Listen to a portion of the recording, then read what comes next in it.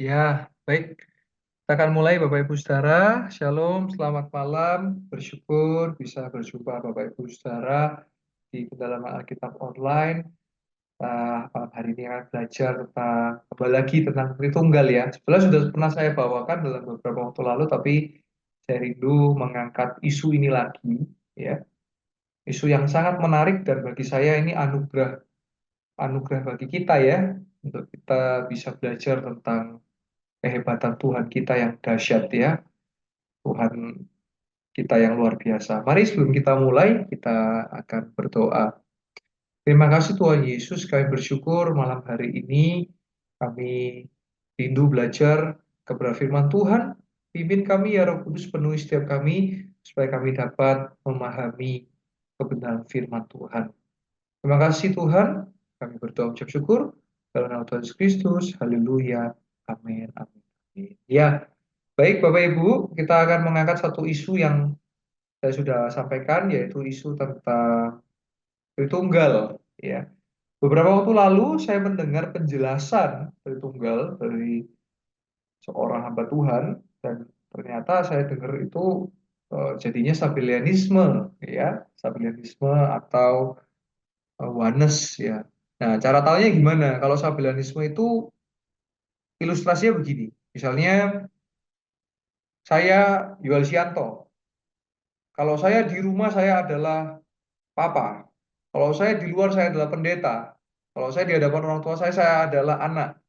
Saya ada berapa? Satu. Nah, itu Sabellianisme itu. Sedangkan Tritunggal itu tiga pribadi dalam satu keesaan, dalam satu hakikat. Jadi Bapa, Putra, dan Roh Kudus. Ketiga yang satu. Tapi tiga ini dapat dibedakan, tapi dalam kesatuan. Nah, ini mesti hati-hati loh Bapak Ibu ya. Ini kalau dengar ilustrasi itu, nah itu nanti saya kasih ilustrasi yang memudahkan kita memahami Tritunggal. Karena ini prinsip sekali loh, doktrin Tritunggal ini. Banyak banyak kita yang miss di sini, tapi kita perlu memahami supaya kita ngerti bahwa doktrin Tritunggal itu penting banget dalam kekristenan. Karena ini yang juga berpengaruh sekali dalam penyelamatan, misi penyelamatan ya umat manusia. Nah, ini penting banget. Nah, target pertemuan hari ini supaya kita bisa memahami tentang Tritunggal ya, Bapak Ibu Saudara ya. Haleluya. Kita percaya kepada Allah Tritunggal, yaitu Allah Bapa, Putra, dan Roh Kudus. Allah yang Esa, ketiga yang satu. Jadi Esa itu bersifat jamak ya. Esa, ketuhanan yang Maha Esa ya. Ketiga yang satu. Kita adalah Tritunggal, bukan triteistik ya. Triteistik itu berarti ada tiga Tuhan. Bukan. Kita adalah, kita percaya bahwa satu Allah dalam tiga pribadi. Ya. Dalam satu hakikat ini, Bapa, Putra, dan Roh Kudus. Mari kita baca di 1 Petrus 1 ayat yang kedua. Yaitu orang-orang yang dipilih sesuai dengan rencana Allah, Bapa kita, dan yang dikuduskan oleh Roh Kudus, supaya taat kepada Yesus Kristus dan menerima percikan darahnya, kiranya kasih karunia dan damai sejahtera makin melimpah atas kamu. Nah, itu. Jadi, jadi diperhatikan bahwa ketiga ini ya, Allah Tritunggal ini bekerja sama. Nah, itu ya. Baik, ya kita lanjut. Nah, pertanyaan Tuhan kita tiga apa satu nih? Ya, jawaban singkatnya ya satu, ya dalam tiga pribadi. Lanjut, tidak ada penjelasan yang sangat pas mengenai Tritunggal. Ya karena memang Allah yang menciptakan kita, ya. Otak kita ini diciptakan Allah. Bagaimana otak bisa memahami penciptanya? Ya sukar, tapi kita dapat memahami ya dengan cara apa? Karena Tuhan kita itu punya sifat namanya transenden. Transenden itu apa sih? Dapat dan tidak dapat dipahami. Jadi kita dapat memahami ketidakpahaman dan kita dapat paham yang memang kita tidak, ya intinya tidak memahami dan memahami gitu ya. Karena memang ada misteri-misteri Allah yang terkadang memang kita yaitu misteri gitu. Nah, Tritunggal itu pakai pakai analogi satu kali satu kali satu sama dengan satu. Seperti ruang, sebuah ruang. Panjang kali lebar kali tinggi. Satu kali satu kali satu sama dengan satu. Jadi ketiga yang satu. Mari kita lebih dalam belajar. Nah, ada tiga pribadi dalam satu hakikat, ya. Allah Bapa, Father the Creator, Sang Pencipta, ya. Ada Putra yang Yesus Sang Juru Selamat, dan ada Roh Kudus, Holy Spirit the Comforter, ya, penghibur, pengajar. Sebetulnya kita ini manusia juga adalah Tritunggal, ya, karena tubuh, jiwa, dan roh. Nah, paling paling gampang itu gambaran di sebelah kiri ini untuk menjelaskan tentang tunggal. Seperti tiga kuningan ini, ya. Nah, ini penjelasan yang paling pas karena esensinya sama, kuningan kan. Kuningan, kuningan, dan kuningan. Ketiganya satu, nggak bisa dilepaskan. Kalau dilepaskan satu, nggak berfungsi. Kuningan ini kan harus dicolok tiga-tiganya biar dia berfungsi kan. Sehingga ada Bapa, Putra, dan Roh Kudus. Ketiganya itu setara ya. Jadi nggak Bapa lebih tinggi dari Yesus, Yesus lebih tinggi dari Roh Kudus. Enggak, ketiganya adalah setara. Nah, kenapa gambaran Bapa itu selalu gambaran seperti bapak-bapak gitu ya. Padahal artinya Abba dalam bahasa aslinya itu artinya sumber, source, ya. Abba source, sumber begitu. Nah, cuman karena bapak itu kan misalnya jadi bapak, father gitu, maka gambarannya adalah bapak-bapak gitu. Padahal aslinya ya sebuah sumber ya, sebuah artinya sebuah asal atau hulu, gitu ya, hulu hilir ya, hulunya begitu. Sehingga kita perlu perhatikan bersama bahwa ketiganya adalah satu, ya, dari tunggal. Di Alkitab dicatat ya, bahwa memang ada Bapa, Putra, dan Roh Kudus. Mari kita lanjut. Nah, tadi kita sudah dengan singkat memahami ya eksistensi ya, dengan bagaimana Tritunggal. Nah, bukti dalam Alkitab tentang eksistensi Allah Tritunggal di Kejadian 1 ayat 26 digunakan kata baiklah kita menciptakan manusia. Nah, kata kita di situ menggunakan bahasa ya, di situ di mana kita itu lebih dari satu. Berarti ada Bapa, ada Putra, dan Roh Kudus. Di Ulangan 6 ayat yang keempat, Allah kita adalah Allah yang Esa. Esa itu ada dua, ada Yahid sama Ehad.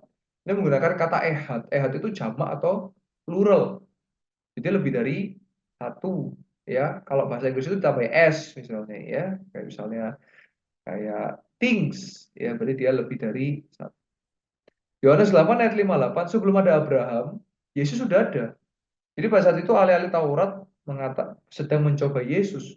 Dan Yesus berkata bahwa sebelum Abraham aku sudah ada, berarti kan kekal. Ibrani 13 ayat 8, Yesus tidak pernah berubah dari dulu sekarang sampai selamanya. Matius 3, 15 ayat 17, pertemuan Allah Bapa, Putra, dan Roh Kudus. Ketika Yesus dibaptis, ada suara yaitu Bapa, ada burung merpati yaitu Roh Kudus, dan ada Putra yaitu Yesus. Ya, dalam inkarnasinya menjadi manusia. Matius 28 ayat 19 sampai 20 dibaptis dalam nama Bapa, Putra, dan Roh Kudus. Teofani, ada proses di mana waktu itu Tuhan menyerupai menjadi manusia. Yosua 5 ayat 13 sampai 15 itu ceritanya waktu itu Yosua melihat ada sesosok manusia itu dikatakan lawan atau kawan. Ternyata dia tersungkur karena dia tahu itu ternyata Tuhan, ya, Allah. Ya memang dalam bahasanya itu ada Yahweh, Jehovah, Yahweh, Yod. Yod hat het apa Yod hat vet hat, terus ada juga Elohim, ada Adonai. Tapi orang-orang Yahudi, orang-orang Israel itu tidak bisa menyebut Jehovah. Kenapa? Karena di Alkitab ditulis di 10 perintah Allah tidak boleh menyebut Jehovah dengan sembarangan. Sehingga mereka menyebut Allahnya Elohim atau Adonai, Tuhan. Ya. Nah, ini penting sekali ya karena mereka memang tidak bisa menyebut Jehovah dengan sembarangan. Nah, lalu ada Yohanes 10:30, Yesus dan Bapa adalah satu. Satu esensi ya. Yohanes 14 ayat 7, Yesus dan Bapa satu. Ya. Dan sehingga doa di dalam nama Yesus, Yohanes 14 ayat 13 sampai 14, Yohanes 14 ayat 15 sampai 21. Yohanes 14 ayat 26, Roh Kudus dicurahkan. Jadi ini eksistensi Allah Tritunggal di dalam Alkitab. Masih banyak ayat-ayatnya, tapi saya paparkan beberapa. Lanjut. Nah, ini beberapa nama-nama Allah yang berhubungan dengan penciptaan. Elohim artinya berkuasa, kuat, penuh kuasa, Kejadian 1 ayat 1 ya, pada mulanya ya. El Elyon El itu artinya Elohim ya, El Elyon, Allah yang maha tinggi. Kejadian 14 ayat 18, 20, 22. El Shaddai, ya, ini ada lagunya El Shaddai, El Shaddai, ya Allah. Harusnya Allah yang mencukupi segalanya El Shaddai ya, tapi juga bisa Allah yang maha kuasa ya. Allah mencukupi segalanya. El Olam, Allah yang kekal. El Hom, Allah yang penyayang. El Khana, Allah yang cemburu ya. El Amuna, Allah yang setia. Elohim Shabbat, Allah, Allah alam semesta. El Chanun, Allah yang pengasih. Nama-nama yang berhubungan dengan penebusan. Nah ini, Yehova, Yod, Hat, Ve, Hot, itu artinya aku itu punya arti lihatlah pada, itu ada artinya bahwa lihatlah pada tangan yang terpaku, ya, yaitu Yesus Kristus yang terpaku. Nah, Bapak Ibu Saudara, saya sampai detik ini lebih senang menyebut identitas kita adalah Kristiani ya, bukan Nasrani ya. Kenapa? Karena kita adalah pengikut Kristus. Nasrani itu ada dua arti. Yang pertama, artinya adalah karena Yesus orang Nazaret, jadi Nazrani, sama ada satu aliran Kristen di daerah itu namanya Najran. Nah, itu aliran bidat sesat.